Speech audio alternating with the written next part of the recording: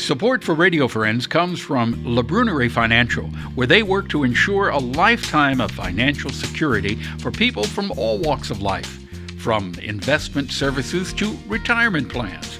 If you're looking for a trustworthy company that has the experience and knowledge to put your interests first, contact La Brunerie Financial, a community-based investment counseling firm since 1966.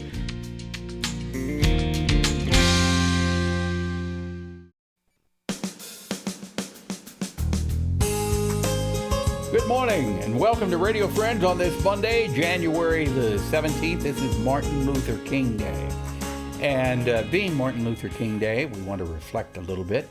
And who better to do that with than our friend, a singer, a songwriter, and a storyteller, Larry Brown. Good to have you here, Larry. Well, good morning.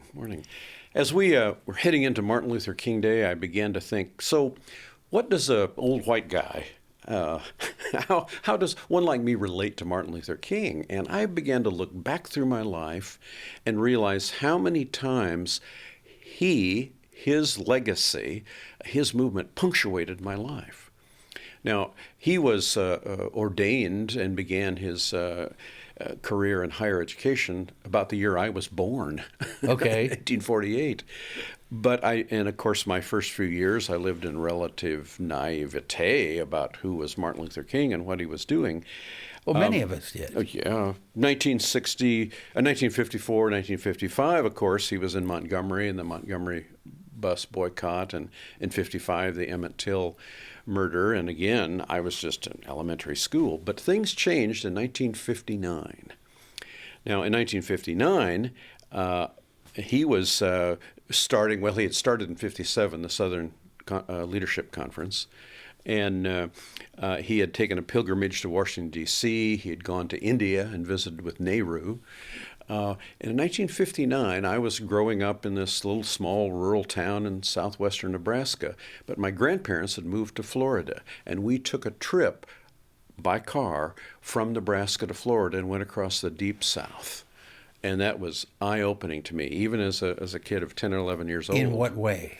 Well, I had never experienced that kind of density and presence of African American people, nor really experienced the poverty that I was seeing as we went there, nor had I ever experienced segregation, to see, no coloreds allowed, that kind of thing. That was just, for me as a adolescent, was just, what is this?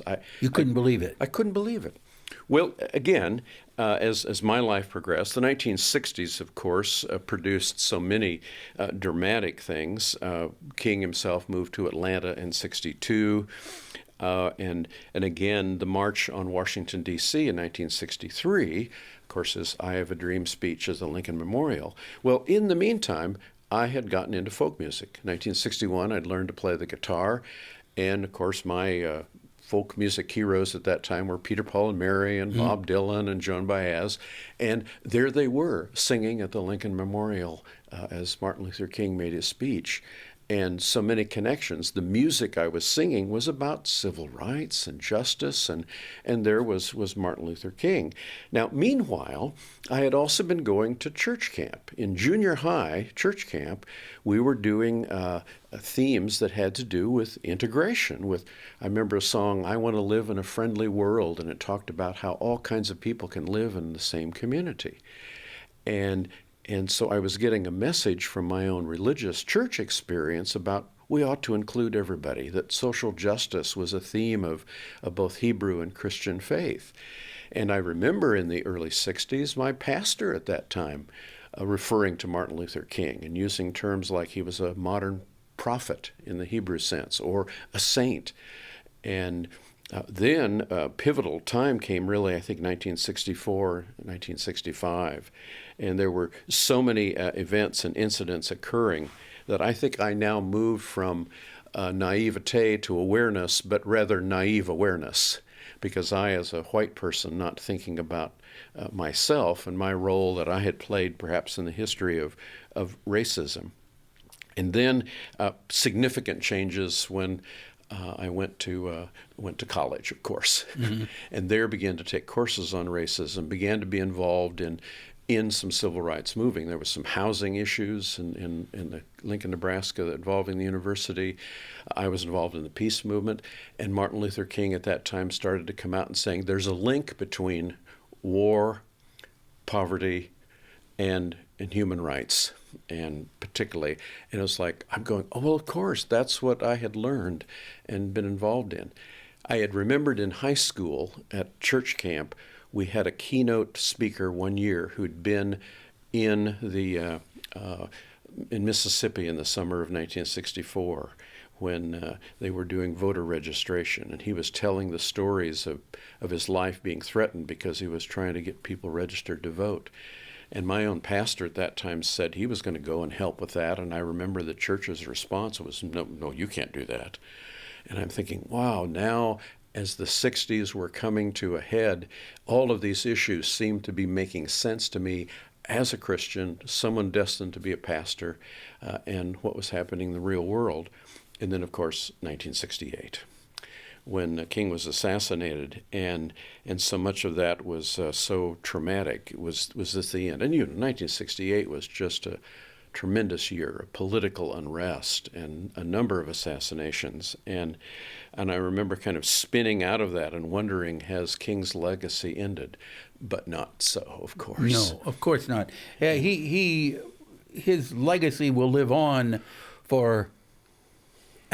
Oh, yes. And he when you think, what possesses a man to have that insight and that strength to impress so many people, yes, and to try to make good in the world. And for me, then going on in my careers as pastor and then professor, storyteller, and so on, all of the themes of human rights and social justice have come back again and again and again.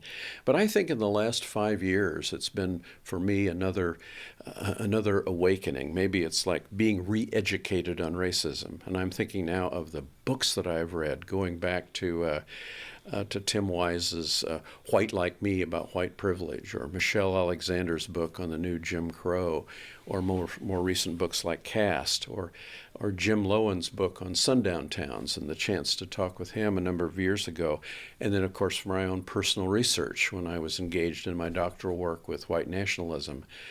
And again, I'm finding King's voice coming through again and again saying, the work's not done. The work's not done. There's a lot of re-educating. And then going to Greenwood, Oklahoma last year, and the 100th anniversary of that massacre, and to Little Rock, Arkansas, and finding King's voice is still speaking. We've got work to do. And when I think of Martin Luther King, that one phrase keeps running. I can hear it now. I have a dream. Yes. I can hear it now, and I hear it over and over and over in my head. So on this Monday, January 17th, Martin Luther King Day, Larry, I appreciate you coming and sharing your personal thoughts about Martin Luther King. All right? Have yourself a good day. You too. Something you'd like to hear and see? We'd love to hear from you. Drop me an email, pepperp@missouri.edu, and be nice to each other. Bye-bye.